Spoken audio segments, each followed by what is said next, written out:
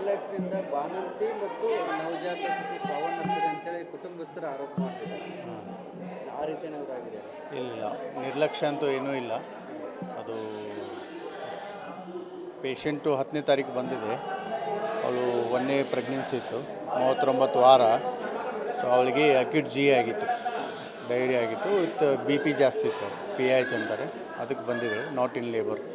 So ಅವಳು ಬಂದು admit ಆದಳು. ನಾವೆಲ್ಲ ಎವ್ಯಾಲ್ಯೂಯೇಷನ್ ಮಾಡಿದ್ವಿ. ಆಮೇಲೆ ಆ್ಯಂಟಿ ಹೈಪರ್ಟೆನ್ಸಿವ್ ಹಾಕಿದ್ವಿ. ಅವಳು BP ಕಂಟ್ರೋಲ್ ಆಯಿತು. ಡೈರಿಗೂ ಟ್ರೀಟ್ಮೆಂಟ್ ಶುರುವಾಗಿತ್ತು. ಆಮೇಲೆ 39 ವೀಕ್ಸ್ ಇರೋದನ್ನು ವೆಯ್ಟ್ ಮಾಡಿದ್ವಿ. ಸೊ ಅವಳು ಸ್ಪಾಂಟೇನಿಯಸ್ ಲೇಬರಲ್ಲಿ ಹೋದಳು ನಿನ್ನೆ ರಾತ್ರಿ 12 ಗಂಟೆಗೆ. ಕುಟುಂಬಸ್ಥರು ಹೇಳ್ತಾರೆ ಸರ್, ನಾವು ಪದೇ ಈ ರೀತಿ ಸಮಸ್ಯೆ ಆಗ್ತದೆ, ಸೀಸರ್ ಮಾಡಿರಿ. ಮತ್ತು ಆ ಹುಡುಗಿ ಪ್ಯಾರಾಮೆಡಿಕಲ್ ಇರೋದ್ರಿಂದ ಆ ಹುಡುಗಿ ಕೂಡ ಹೇಳ್ತಿದ್ರೆ ನನಗೆ ಈ ರೀತಿ ಚಿಕಿತ್ಸೆ ಕೊಡಿ, ಇಲ್ಲ ಅಂದ್ರೆ ನನಗೆ ಸಮಸ್ಯೆ ಆಗುತ್ತೆ. ಇಲ್ಲ, ಸಿಜರಿನಿಗೂ ಯಾರು ಡಾಕ್ಟರ್ ಸಮೀಪ ಹೋಗಲಿಲ್ಲ. ಇಲ್ಲ, ಸಿಜರಿನಿಗೂ ಈ ಸಾವಿಗೆ ಯಾವ ಸಂಬಂಧ ಇಲ್ಲ. ಸಿಜರಿನ ಇದಕ್ಕೆ ಅವಶ್ಯಕತೆ ಇರಲಿಲ್ಲ. ಸಿಜರಿನ್ ಮಾಡಿದರೆ ಮತ್ತೆ ಬೇರೆ ಔಟ್ಕಮ್ ಆಗ್ಬೋದಿತ್ತು. ಬಟ್ ಸಿಜರಿನ್ಗೂ ಇದಕ್ಕೂ ಏನು ಸಂಬಂಧ ಇಲ್ಲ. ಅವಳು ಸಾವಿಗೆ ಕಾರಣ ಏನಂದರೆ ಪಲ್ಮನರಿ ಎಡಿಮಾ ಅಂದರೆ ಲಂಗಲ್ಲಿ ನೀರು ತುಂಬಿಡುತ್ತೆ. ಲಂಗ್ ಇರೋದು ಉಸಿರಾಟಕ್ಕೆ, ನೀರು ತುಂಬಿದರೆ ಉಸಿರಾಟಕ್ಕೆ ಆಗಲ್ಲ. ಸೊ ದ್ಯಾಟ್ ಈಸ್ ಅ ಕಾಸ್. ಸದ್ಯಕ್ಕೆ ಗೊತ್ತಿರೋ ಅಂಶ ಅಂದರೆ ಇದು. ಅದು ಯಾಕಾಗುತ್ತೆ ಅಂದರೆ BP ಹೆಚ್ಚಾಗೋದ್ರಿಂದ ಇಡೀ ಶರೀರ ಹಾಳಾಗುತ್ತೆ. ಸೊ ಬ್ರೈನ್ ಆದರೆ ಜಟಿಗೆ ಬರುತ್ತೆ, ಲಂಗ್ ಆದರೆ ಲಂಗಲ್ಲಿ ನೀರು ತುಂಬುತ್ತೆ, ಕಿಡ್ನಿ ಆದರೆ ಕಿಡ್ನಿ ಹಾಳಾಗುತ್ತೆ. ಹಿಂಗೆ ಎಲ್ಲ ರೀತಿ, ಲಿವರ್ ಅಂದರೆ ಲಿವರ್ ರಪ್ಚರ್ ಆಗುತ್ತೆ, ಲಿವರ್ ಫೇಲರ್ ಆಗುತ್ತೆ. ಸೊ ಇವೆಲ್ಲ complication of PH, dead complication. So ಯಾರಿಗಾಗುತ್ತೆ ಯಾರಿಗಾಗಲ್ಲ ಅಂತ ಪ್ರಿಡಿಕ್ಟ್ ಮಾಡೋಕ್ಕಾಗಲ್ಲ. ಸೊ ಈಗ ಬಂದಾಗ ಲೋ ರಿಸ್ಕ್ ಅವಳು. ಬಟ್ ಇದೆಲ್ಲ ಆದದ್ದು ಒಂದು 5-10 ನಿಮಿಷ ಟೈಮ್ ಕೊಡುತ್ತೆ ನಮಗೆ. ಬಡ ಲಂಗಲ್ಲಿ ನೀರು ತುಂಬಿದ್ರೆ ಏನು ಮಾಡೋಕ್ಕಾಗುತ್ತೆ? ನಾವು ಇಂಟ್ಯೂಬೇಟ್ ಮಾಡಿದ್ವಿ. ಅದರ ಕುಟುಂಬಸ್ಥರು ಏನಿದೆ, 10 ತಾರೀಕಿದ್ದು ನಾರ್ಮಲ್ ಆಯ್ತು ಹೆಣ್ಮಗಳು, ಆಗಲಿಲ್ಲ ಅಂದಿದ್ರೆ ನಾವು ಬೇರೆ ಕಡೆ ಹೋಗ್ತಾ ಇದ್ವಿ. ಇಲ್ಲ ಅಂತ ಇನ್ಫಾರ್ಮೇಷನ್ ಮಾಡಲಿಲ್ಲ, ಇಲ್ಲ ಒಳಗಡೆ ಬಿಡಲಿಲ್ಲ ನನಗೆ. ಇಲ್ಲ ಅವ್ರ ತಾಯಿ ಇದ್ದರು, ಡೆಲಿವರಿ ಟೈಮಲ್ಲಿ ತಾಯಿ ಇದ್ದರು.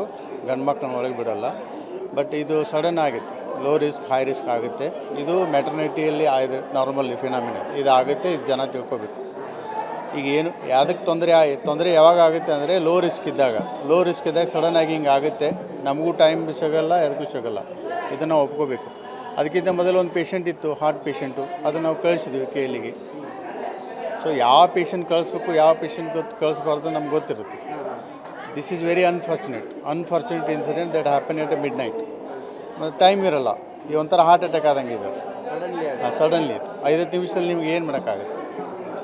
ಸೊ ಸಿಜರಿನ್ ಮಾಡಿದರೆ ಉಳಿತಿತ್ತು, ಅವೆಲ್ಲ ಸತ್ಯದಕ್ಕೆ ದೂರ. They are not scientific. ಅವ್ರ ಅನಿಸಿಕೆ, ಅದು ಅವರ ಆಸೆ. ಬಟ್ ನಿಜ ಇದು ಹಿಂಗಿರುತ್ತೆ. ಆಮೇಲೆ ಏನು ಅಂದರೆ ಹಾಸ್ಪಿಟಲ್ದು ಮಂತ್ಲಿ ಜನನ ಪ್ರಮಾಣ ಎಷ್ಟಿದೆ ಈಗ? 600ರಿಂದ 700. ಸೊ 600ರಿಂದ 700ರಲ್ಲಿ ಡೆಲಿವರಿ ಆಗುತ್ತೆ. ಅದರಲ್ಲಿ ಅರ್ಧ ಸಿಜರಿನೇ ಆಗುತ್ತೆ. ಈಗ ಪೆರಿಫೆರಿ MCH ಆಗೋದ್ರಿಂದ ಈಗ ಬೈಲಹೊಂಗಲ್ ಇದು ಖಾನಾಪುರ ಇದೆ, ಸಂಕೇಶ್ವರ ಇದೆ, ಗೋಕಾಕ್ ಇದೆ. ಪೆರಿಫೆರಿ ಎಲ್ಲ MCH they are all doing good job. So ನಮ್ಮ ಪೆರಿಫೆರಿ, ನಮ್ಮ ರೆಫರೆನ್ಸ್ ಕಮ್ಮಿ ಆಗಿದೆ. ಒಂದು ಆರೋಪ ಸರ್, ಇಲ್ಲಿ ಸರಿಯಾಗಿ ಟ್ರೀಟ್ಮೆಂಟ್ ಆಗ್ತಾ ಇಲ್ಲ, ಹಾಗಾಗಿ ಬರೋದಕ್ಕೆ ಹೆದರ್ತಿದ್ದಾರೆ. ಇಲ್ಲ, ಅದು ಸತ್ಯದಿಂದ ದೂರ. ಈಗ 600ರಲ್ಲಿ ಎಷ್ಟು ಜನಕ್ಕೆ ಹಿಂಗಾಗಿರುತ್ತೆ ಹೇಳಿ ನೀವು? ಹಾಂ, ಒಬ್ರಿಗೆ ಆಗಿರ್ತದೆ. ಸೊ ಇಂಥ ಒಬ್ಬರು ಇಬ್ಬರಿಗೆ ಹಿಂಗೆ ಆಗಿರ್ತದೆ. ಅದು ಅನ್ಪ್ರೆಡಿಕ್ಟೇಬಲ್.